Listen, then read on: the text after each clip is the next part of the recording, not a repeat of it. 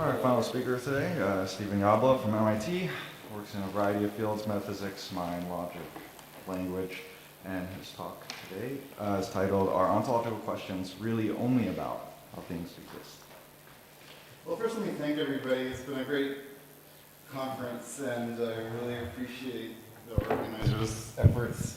And far be it from me to ruin the mood by trying to argue for something or maintain a view. I'm just going to there's just some certain things that have been puzzling me, and I just want to get your thoughts on them. So it's a kind of, just like Jonathan was saying, I'm talking about a cluster of views. It's in the nature of discussing clusters of views that, particular things you say don't really. I remember once when I was a graduate student, there was a criticism of Davidsonian type interpretive views where it said, well, Davidson says this, and then this person says that, and this person says that. So these people are in disarray. And Davidson said, think what disarray the ancient Greeks were in. They just couldn't make up their mind what the ancient Greek view was. So, first of all, there wasn't a single thing which was the ancient Greek view, and likewise, there's no single thing which is falls under the headings that I'm going to be talking about. But nevertheless, there's some sort of thematic consistency. So, ontological question in maybe an extremely narrow sense at this point in time, but in the narrow senses, it's just about whether it's ontological if it's about whether certain putative items exist. Do X's exist? Does X exist? And then there's going to be a broad sense of ontological questions. Well, we've looked at some quite broad, there's certainly be reference to some quite broad senses of ontological questions having to do with categories and structure and all the rest, but I mean something only a little bit broader. Well, I haven't yet said what it is, but we should first ask, what's wrong with the extremely narrow sense? And there's a familiar lament that there is something wrong, and here's some very old-fashioned ways of thinking about what might be wrong and some suggestions about how the question should be reconstrued. So early Frege says, well, look, if the term doesn't have a referent, then the sentence the question is nonsense, both answers are nonsense, it can't have a truth value because there's no referent. And so we have to reconstrue the question. Instead of asking, does Pegasus exist, we have to ask, does the term Pegasus refer? Later he has the sense theory, and he says there's still a problem if nothing satisfies the sense, and he says, well, here's a question we could be asking about Pegasus.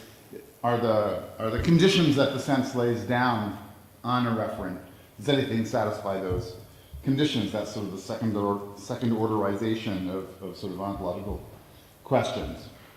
And then, of course, you've got Russell saying that, with regard to a genuine particular object, there's no serious question of existence. Sometimes he suggests it's nonsense to say of a thing that it exists or it doesn't exist. And if we want to get a sensible question, we have to sort of think of the name as a disguised definite description, or we have to limit ourselves to names that are disguised definite descriptions, and then the question, the reconstrual is anything uniquely F, where F is the property that goes into the description.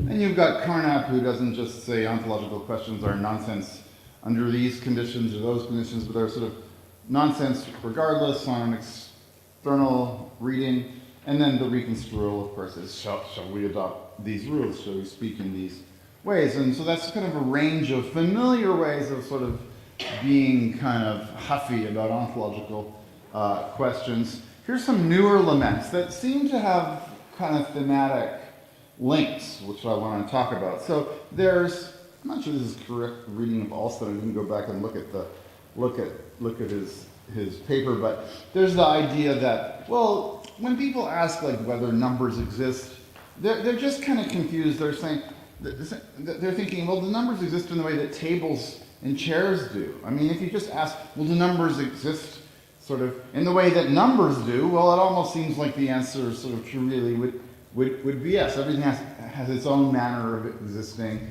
and enjoys full ontological rights if you understand it that way. It's only because you're trying to sort of flatten the ontological plane that you wind up. So this is kind of a proto-pluralism all you could really be doing when you ask whether clouds exist. Of course they exist in the manner of clouds, except on completely clear days, then they don't. But otherwise they exist in the manner of clouds, and all you really could be saying if you were really getting puzzled about clouds, well, they're not like tables. And then you have to say, well, they're not like tables. Kripke suggests in a few places, and many people have since, that posits exist, both kind of fictional posits and what were initially intended not to be fictional posits, scientific posits. They're there somehow, they aspire in some cases to be real things in the world, but if not, they have a good fallback status. They're like, Vulcan is a failed posit. It's there, so to speak. I mean, it couldn't be a failure if it wasn't there to be a failure. You'd lose an important fact, if you like, if you didn't have Vulcan around to be a failed posit. Otherwise, you'd say, well, might be hard to make out that someone made the Vulcan mistake. So the reconstrual, Vulcan's definitely out there. I'm not talking about Meinongian sort of versions of some of these problems. I'm letting the question just be sort of existence. So Vulcan is there, Vulcan exists. The question can only be, is Vulcan a successful posit or a failed posit?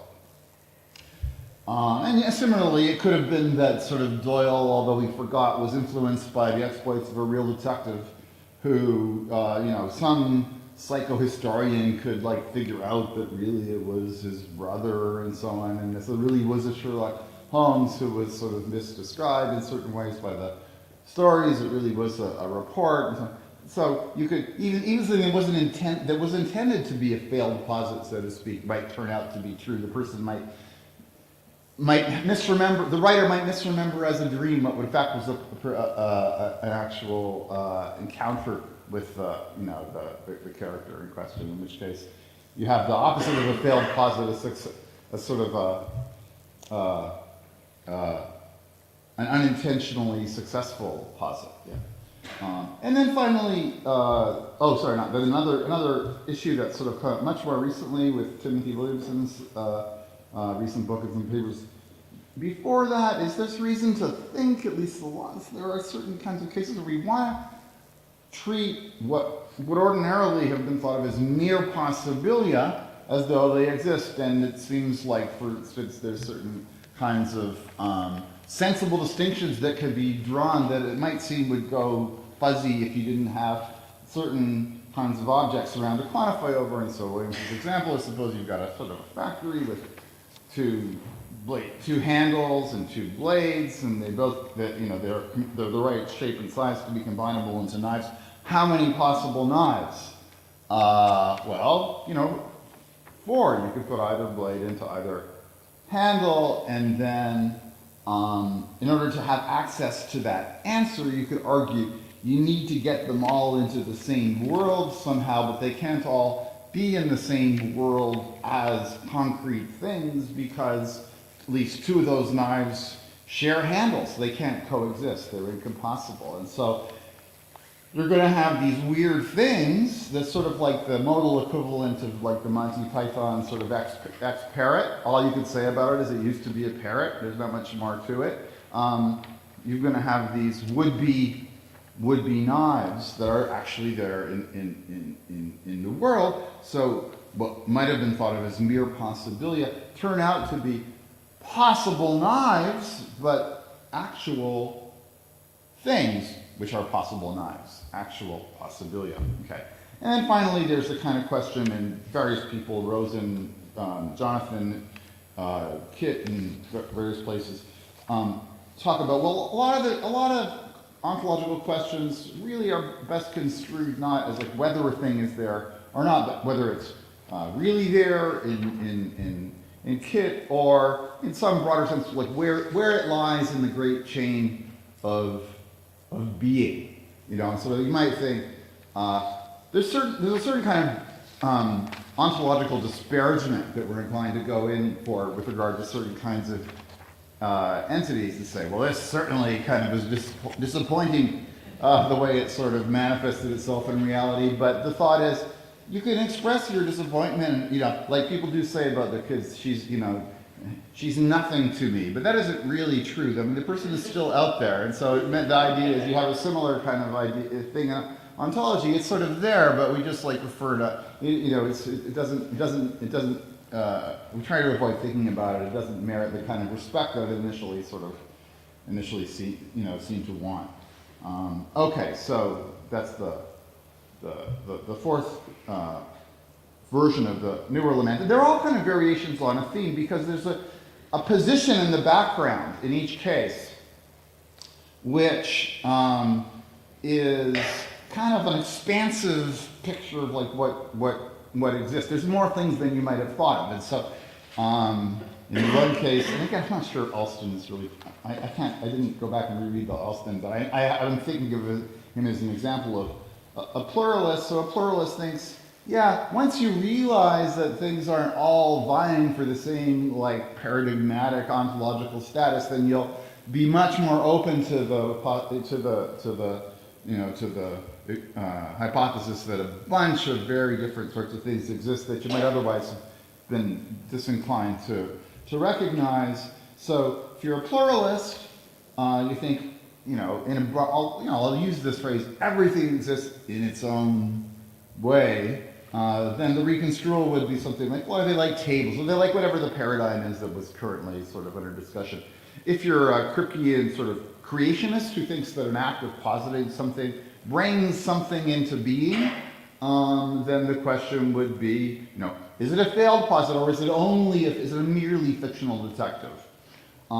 If you're Williamson, you could be talking about somebody that would have been the person that emerged from, the union of ovum and a sperm cell, and you say, well, that person's going to be there, but are they really a person?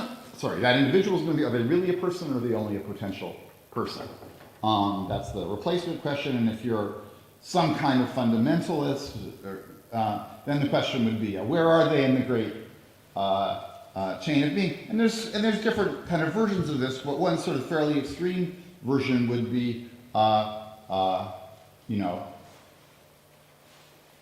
when Nietzsche says sort of God is dead, you could hear that as I'm not saying there isn't a God. I need there to be a God around to be the subject of this insult.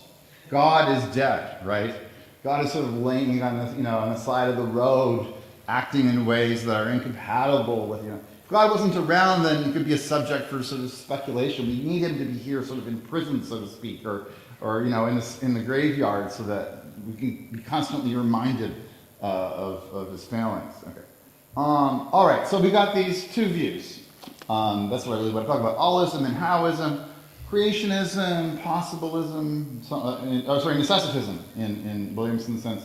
They're all forms of allism. This is the cluster of views. The answer to, do they exist, is surprisingly often yes. So often yes, that it actually is sort of boring to ask whether they exist, and if ontologists want to be not boring, they should really be asking a slightly different question, which is, how do they exist? Okay. So that's what I call howism. Ontology's proper question is, how do they exist?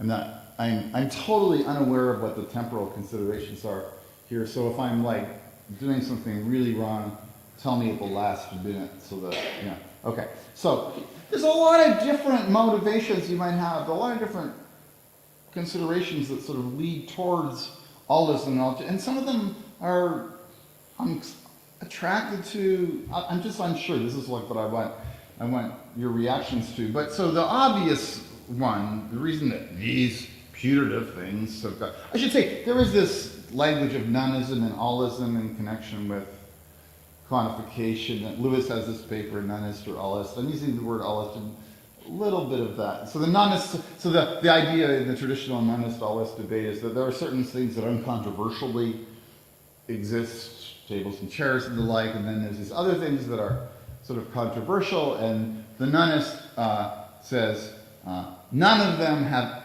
any sort of being whatsoever, and the allist says they have some sort of being, so a Meinongian would be one sort of allist. The allist I'm thinking of is sort of stronger than Meinongian. They all have some sort of existence, not just being. But so I'm not using the term in quite the traditional sense. Okay, so here's one reason to think that some of these controversial items have got to exist. What is it that is supposedly going missing when you say that they don't exist? There's something kind of self-refuting, etc. You don't need me to go into this for you. There's virtually no putative entity that's sort of so scandalous that we don't have quite a bit we want to say about it. Often in a negative vein, but oftentimes we're rarely content. I mean, Williamson makes this point quite well. If you really think that something doesn't exist, and if you accept principle of being, which not everyone does, you need to exist to have properties, then you really should stop talking about the thing. But people never do stop talking about the thing, which suggests that, well, there might be a case to be made if you accept this sort of principle of being, and it should exist to have properties. The thing is around, it's just that it's disappoints expectations to such an extent that we just are prepared to hurl excessive insults at it, which don't really apply, like it doesn't exist. Then there's arbitrariness. Oftentimes, if you don't accept certain things that aren't ordinarily accepted, you'll find yourself saying that existence gives out in strange places. Why should the line be just there? I mean, this is part of what was behind Quine's long ago distinction between objects and bodies. He thought objects he just sort of defines as the sort of contents of arbitrarily scattered regions of space-time. They're all there, but for some reason we usually only quantify over bodies, which are, kind of these wonderful euphemistic ways of putting things that sort of sound like they're precise, but he talks about certain continuities of chemical deformation and so on, and you kind of think, well, if I understood chemistry better, I'd know what he meant. And of course, and these things are non-trivial. I mean, it's a law of physics that nothing moves faster than the speed of light. If you allowed all the old objects in there, then there would be things that move faster than the speed of light. Suitably gerrymandered objects do, and so there's non-trivial reasons. It's not just a matter of, well, for some reason, whenever I'm making my inventory of reality, I forget the thing that's the Eiffel Tower up to time t, and then the end of my finger after that. There can be good reasons for wanting to quantify over just some things and not others, but also there can be a case, and John Hawthorne was talking about this, I've talked about it in other places, for modal plenitude, and it's very hard to think what would dignify this sort of thing as against this sort of thing, except the fact that we take an interest in it. And you might think, look, the certain kind of majesty to ontology that's incompatible with the idea that things would have this property. Just it is something a little bit worrisome about a subject that is interested in a feature that gives out for such trivial reasons as when people lost interest. Dialectically, it can be a useful premise to say that a certain thing exists. Like, God is dead, or God was invented by the meek as a way of reigning in the deserving strong, or something like that. There's easy so dialectical argument for allism is like, it's an extremely useful premise that we can't actually do without. We just want to say existence entailing things about entities that you might at first think don't exist. Then there's the idea that existence is an easy conclusion. That's the easy ontology that we were hearing about earlier, and have been hearing about, well, a lot in recent years. And then finally there's expressibility. You need certain putative objects that otherwise might not have attracted your attention to say certain things. And the canonical kind of cases is to make certain counting claims. So now I'm gonna talk a little bit about, how much time have I? 25 minutes. And how much time did I already use? 20? Okay. What about now? All right, so now I'm going to sort of spell these things out a little bit, and then I'm going to focus on a few of them and just sort of like get confused in front of you. So non-being. Well, here's a quote from Nathan Solomon. Non-existence, favorite non-existence. Traditional view in philosophy that Holmes exists is false and its negation is true. For Holmes, just as a name for the celebrated detective. So here he's talking about sort of intra-fictional uses, not critical or external uses. Holmes, as a name for the celebrated detective, is a thoroughly non-referring name. He's just gone through a list of different levels of non-referringness, and thoroughly non-referring is as bad as it can get.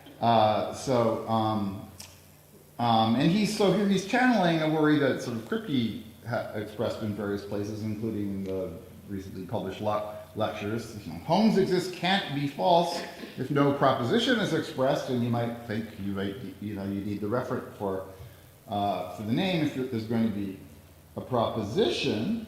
And Solomon's response to this is that, he says, look, Kripke grants, the way that Amy argues at length in her book Fiction and Metaphysics, that there are fictional characters. He just doesn't think that Doyle is talking about them in the book. In other words, he's not misdescribing an abstract artifact as being a cocaine user in the book. Solomon says, yes, he is. That's the mistake. Yes, he is. He thinks what would be a better thing to misdescribe as a cocaine user than a fictional object represented in the book. Anyway, it's true that if it was a competition, it would come up pretty high.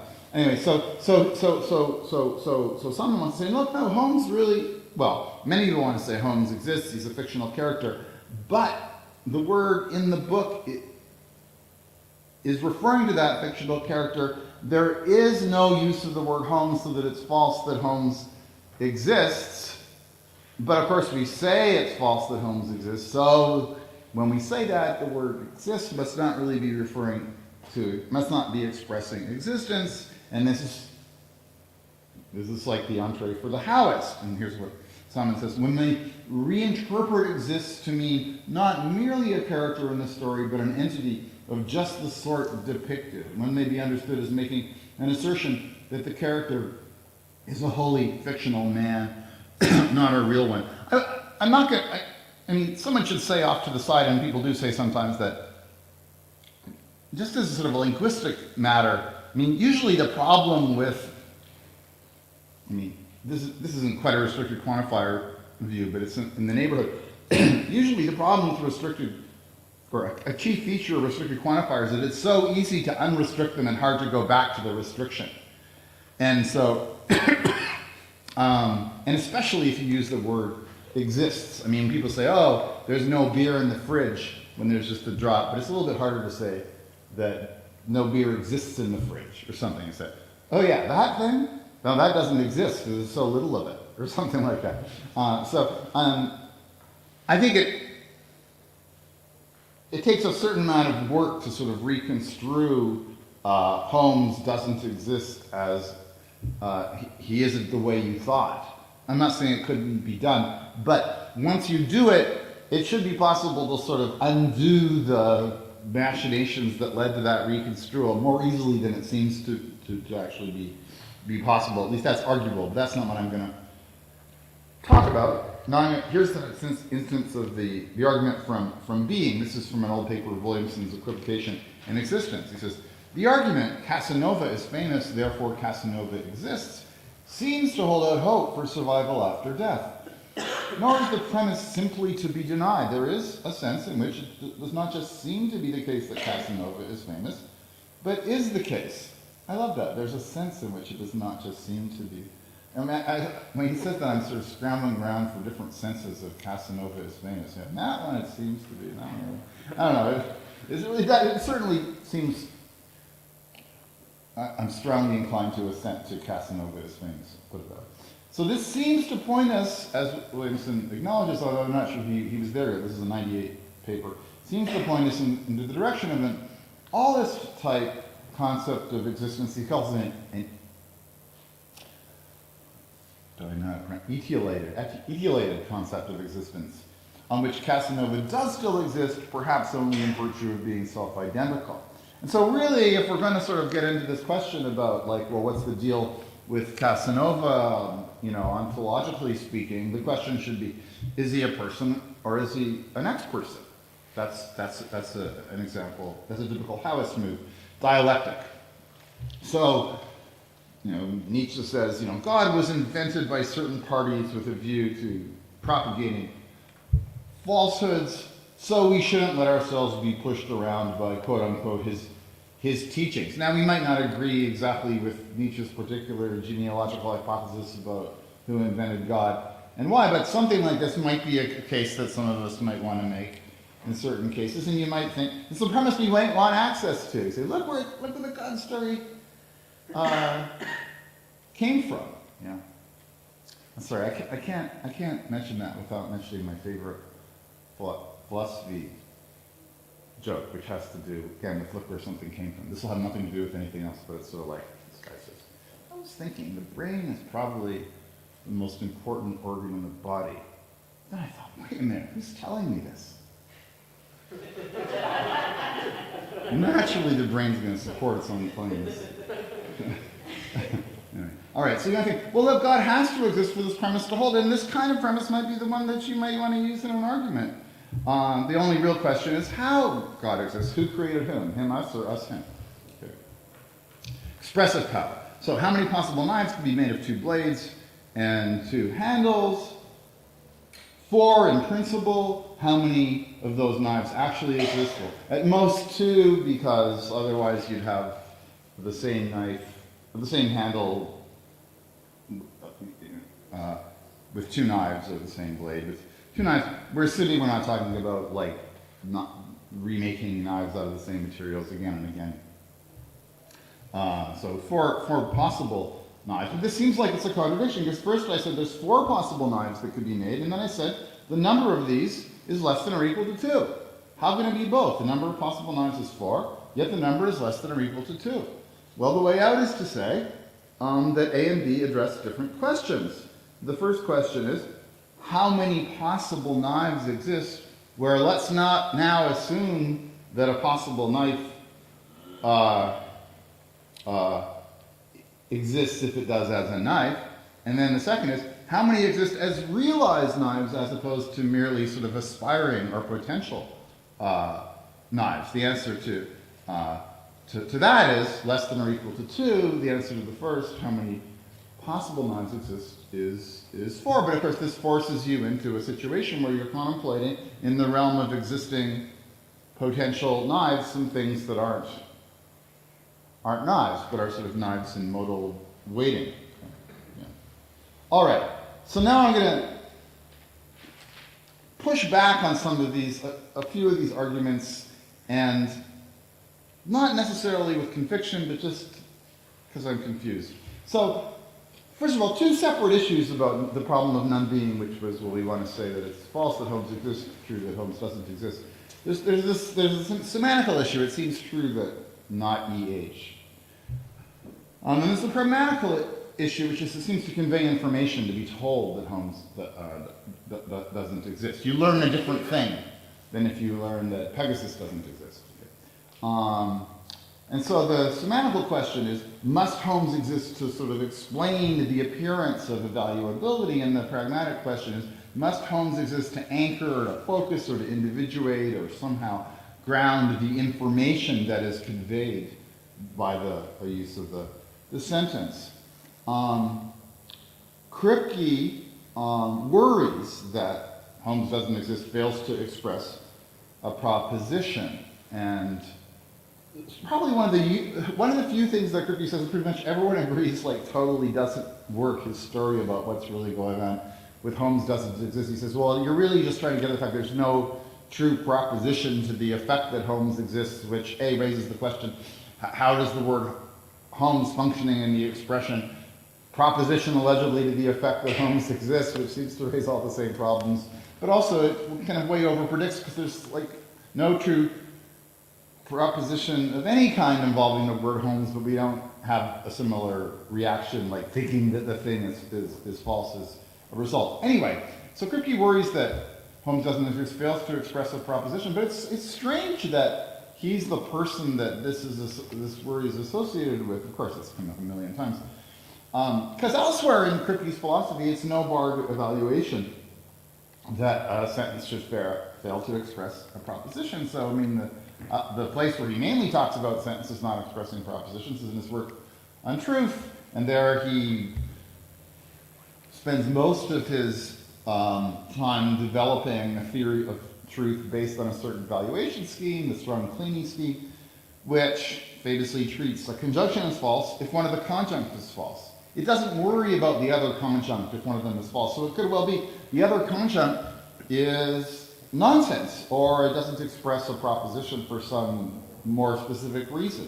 So you might well think that the liar sentence doesn't express a proposition. You might well think that a conjunction of two sentences, one of which doesn't express a proposition, doesn't itself express a proposition. But it's still false because it's got this false conjunct. So you might say, here's a sentence, this conjunction. You might think it's a strange sort of charity would extend to a sentence that adds to a falsehood, something that's nonsense. Say, oh, well, that saved it from being false because he stuck the nonsense in. You might think, as bad as things got when you had the false conjunct in, the sentence did not recover in any way when you added the nonsensical second conjunct. It's still false. So you might say, for instance, well, perhaps it's enough for falsity if something that the sentence says is false. Maybe it says various things. Maybe there's no such thing as the proposition that S. Maybe that's the problem with this conjunction. But nevertheless, it does say inter alia that whatever it might be, snow is black, and then so then you should count it false. Well, what would the something be, though, in the case of Holmes exists? What kind of true claim could be, or false claim could there be in the neighborhood? And again, this is all speculative, but just I'm continuing with the conceit of saying this is what Kripke could and should have said, because Kripke elsewhere in a little red discussion that occurred in a conference on fictional names, I think it was. It's in Synthèse. Everyone's there, Kaplan, Dale, Scott, everybody's discussing fictional names. Anyway, he suggests that, and this is a view that goes back to Strawson, that empty terms, he's talking about definite descriptions, but it applies to names as well.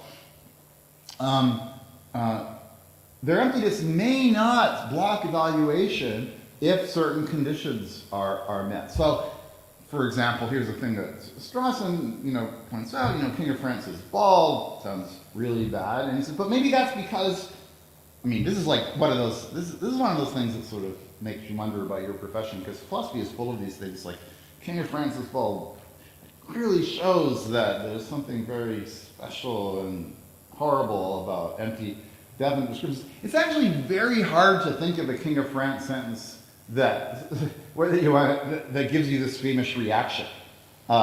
Means most of the things you would say about the King of France, like one has a truth value reaction to, or at least a great many.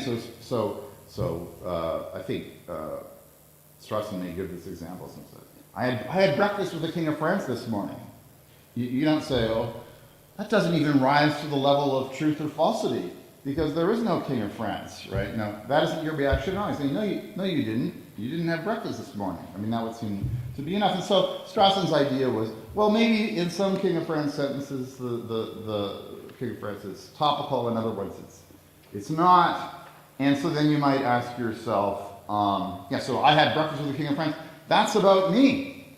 And it implies that I had a certain property. It implies that I had breakfast, which I didn't. You might well think that if it doesn't make a sentence, a sentence that fails, even if you think that the sentence fails to be false because it doesn't express a proposition, you might think that it doesn't prevent it from implying a falsehood which doesn't partake of that false presupposition, which, if you don't want to sort of visit that falsehood back on the original sentence, it certainly looks bad for a sentence if it directly implies a falsehood once you sort of isolate the part that doesn't partake in the false presupposition. Anyway, so what would the topic be, though, of Holmes exists, if not Holmes? And it's been argued that by standard tests, Holmes is in fact not the topic of Holmes exists, because one standard test of topicality, say, is question, answer, congruent. So you ask yourself, so the reason I'm the topic if I had breakfast is that would be a good answer to, so what's going on with you? Or what have you been doing? Or tell me about Steve. I had breakfast. Now imagine if someone says, so here's what would be evidence that Holmes is the topic of Holmes exists. What's the deal with Holmes? Oh yeah, he exists, right? That is not, so it's been argued at great length by J. Atlas in a paper, What Are Existence Statements, about that the topic of existence claims is existence. And the implied question is, what is there, or what exists?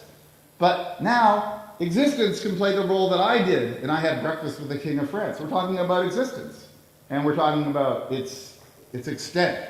Anyway, there's different versions of this out there. Stolniker has a view, other people have their own versions, but you might think, for instance, that Holmes exists sort of says about the things that do exist, us, that none of them is Holmes. Now the problem becomes what's going on with sentences like I'm Holmes, you're Holmes, etc., etc. You need to have a story about what's wrong with those. So Stolniker has a nice story about this in his paper, Complex Predicates. But I'm just saying, thinking hard about the topic of these sorts of sentences could be a little bit helpful with the problem of none being. And then what is the information value? Well, a sentence's information value in a context depends on what is taken for granted in that context. So there's this, I've heard this story, like you see someone in the park, you say, oh, is your dog friendly? Yeah, my dog is friendly. You go pat the dog and it bites your hand. I thought you said your dog is friendly. Yeah, that's not my dog. Well, certainly when I said my dog is friendly, I was conveying that this dog is friendly because it's assumed that this dog is my dog. I don't have a dog to facilitate that process. My dog can act as a sort of catalyst in that sort of information conveying process without referring to anything. Similarly, I could take, say, Cerberus, the Hound of Hell thing. I don't even know how to pronounce that. Cerberus. Thank you. I get confused. Okay, yeah. So Cerberus is friendly in codes that the Hound of Hell is friendly, given that Cerberus is supposed to be the Hound of Hell, or is the Hound of Hell if Cerberus exists. Likewise, Cerberus exists in codes that the Hound of Hell. Of course, the Hound of Hell is not a real definite description any more than the Morning Star is, so it's sort of we pretend that it's a definite description. There's some long description of he's defending his, you know the story better than me, or if you don't, then you don't know how badly I know it. Okay, Cerberus exists in codes that the Hound of Hell exists, given that Cerberus is, if existed, the Hound of Hell. And again, Cerberus, needn't refer to facilitate this process that can convey information. All you need is a receptive audience, an audience that thinks, well, whatever this thing is, it has these certain properties. It needn't be semantically guaranteed. You needn't have a definitional theory of names. It could just be some common knowledge that this is who the thing is supposed to be. Dialectic, loose speech. I mean, you do say things like, oh, God was invented by people with malign intent, so blah, blah, blah. Lewis actually, in his paper, Nonism and Allism, sort of talks about this very kind of example. He says, someone tells us that God exists, and then that God denotes the evolutionary historical process that brought us into being, and we ourselves think that this is far from deserving the name, this process. Then we should count him an atheist. In other words, we don't have to accept just because someone says, God exists because the evolutionary process exists, that we don't have to take them at their word. We might think in their own idiolect God exists is false because they're, well, as you might say, speaking loosely. So between these two hypotheses, Nietzsche says that God was created by us, and Nietzsche sometimes exaggerates.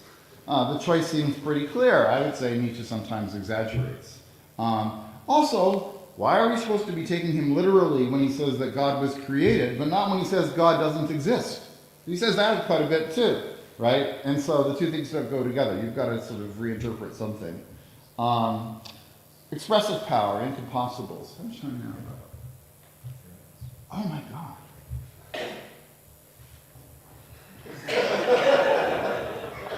I guess you all got that, yeah.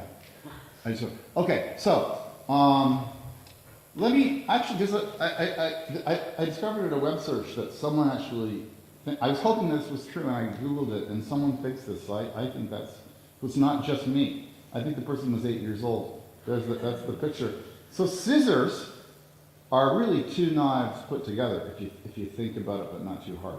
Okay, so there's a picture that the person drew. Now, we could say there are 4 knives made potentially of 2 blades and handles, and we could similarly say there's 12 pairs of scissors made potentially if of 4 knives, because you can take one of the knives, there's 4 choices, and then there's 3 left.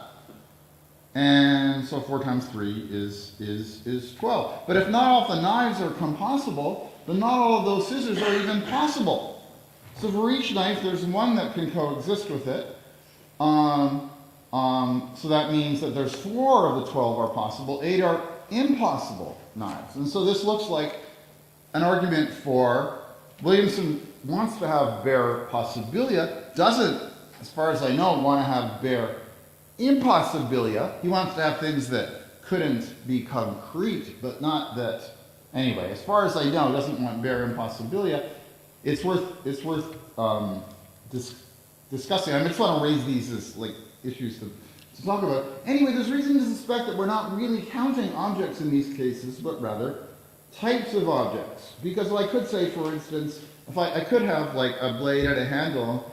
And you can put them together in 2 different ways to get a knife suitable for a left-handed person or a right-handed person. I say 2 knives could be made from X and Y, lefty and righty.